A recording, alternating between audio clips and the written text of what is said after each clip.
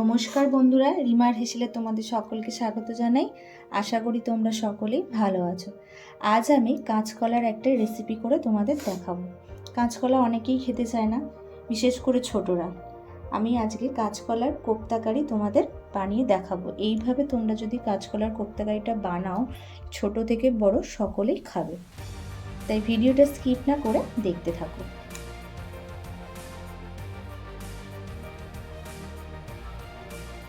নিরামিষ কাঁচকলা কোপ্তাকারির জন্য আমি এখানে 4টে কাঁচকলা নিয়ে নিয়েছি, একটা ছোট সাইজের আলু নিয়েছি,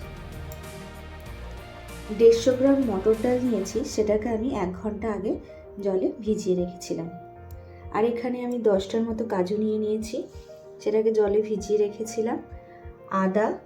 আদা বাটা নিয়েছি, একটা মিডিয়াম সাইজের টমেটো, 1 চামচ পোস্ত, আর এখানে ধনে, জিরে আর শুকনো লঙ্কাকে আমি ভেজে রেখেছি, সেটাকে আমি গুঁড়ো করে নেব।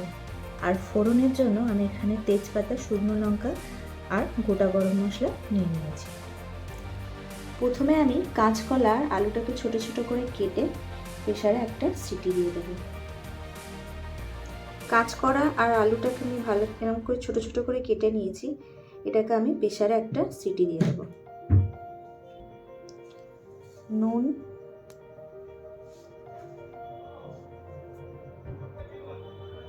অল্প একটু হলুদ দিয়ে আমি সেদ্ধ করে নেব। ভেজানো মটর ডালটা আমি এখন বেটে নেব।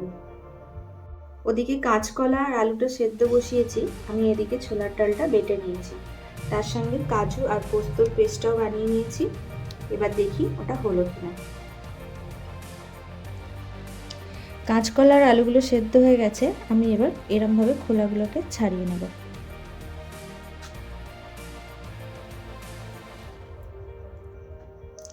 আলু আর কাঁচকলাগুলো আমি ছাড়িয়ে নিয়েছি, এইভাবে আমি এটাকে ম্যাশ করে নেব।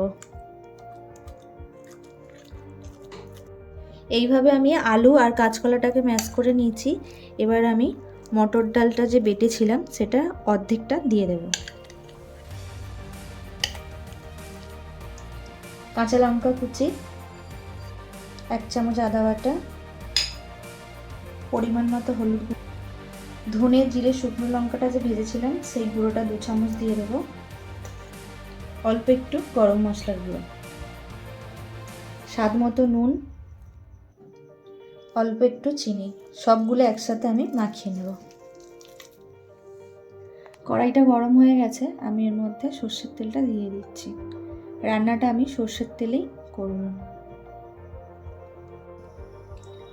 ওদিকে তেলটা গরম হচ্ছে, আমি হাতে এরকম সর্ষের তেল নিয়ে নিয়েছি কোপ্তাগুলো বানানোর জন্য।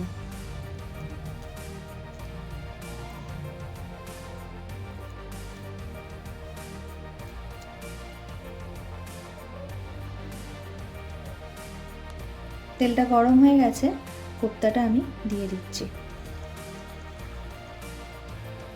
দেখো, পরের কোপ্তাটাও আমি এইভাবেই বানিয়ে নিচ্ছি। এইভাবেই আমি প্রত্যেকটা কোপ্তা বানিয়ে নেব। এইভাবে আমি কোপ্তাগুলোকে তেলে দিয়ে দিয়েছি, হালকা করে ভেজে নেব এপাশ ওপাশ করে। দেখো, এক পিঠটা হালকা হালকা লাল হয়ে গেছে, আমি এইভাবে হালকা করে উল্টে দিলাম। সবগুলো আমি এইভাবেই ভেজে নেব। দেখো, আমি ভালো করে ভেজে নিয়েছি লাল লাল করে, এবার আমি তুলে নিচ্ছি।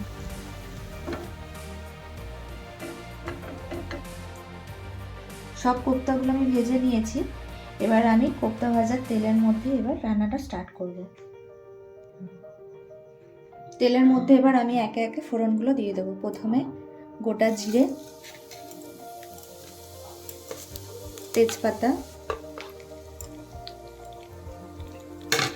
একটা শুকনো লঙ্কা আর গোটা গরম মশলা। ভাজা হয়ে গেছে, একটা সুন্দর গন্ধ বেরিয়েছে, এবার আমি এর মধ্যে আদা বাটা দিয়ে দেবো। এখানে আমি 1.5 চামচের মতো আদা বাটা দিচ্ছি।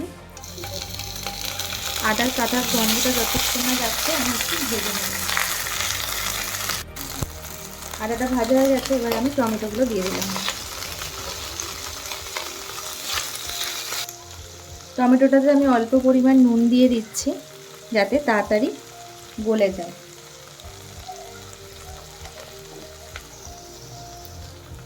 টমেটোটা খুব ভালো করে ভাজা হয়ে গেছে। এবার আমি এর মধ্যে একে একে মশলাগুলো দিয়ে দেব।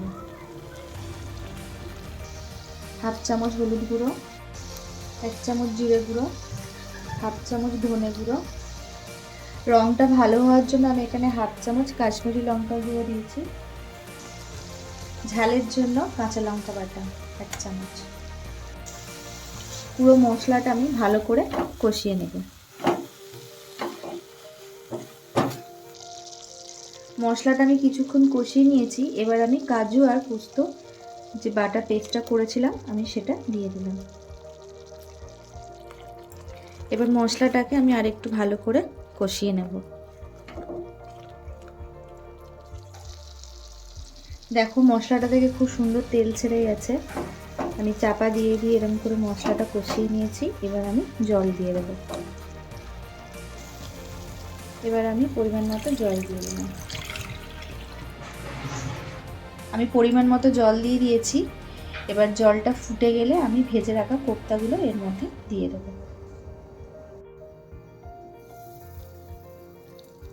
গ্রেভিটা ফুটে গেছে। এবার আমি কোপ্তাগুলো দিয়ে দিচ্ছি।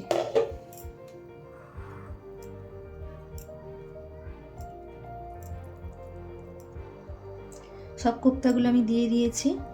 একটু ফুটুক আর একটু গ্রেভি গ্রেভি দেখে আমি রেখে দেবো, কারণ কোপ্তাটা নালে সব রসটা টেনে নেবে।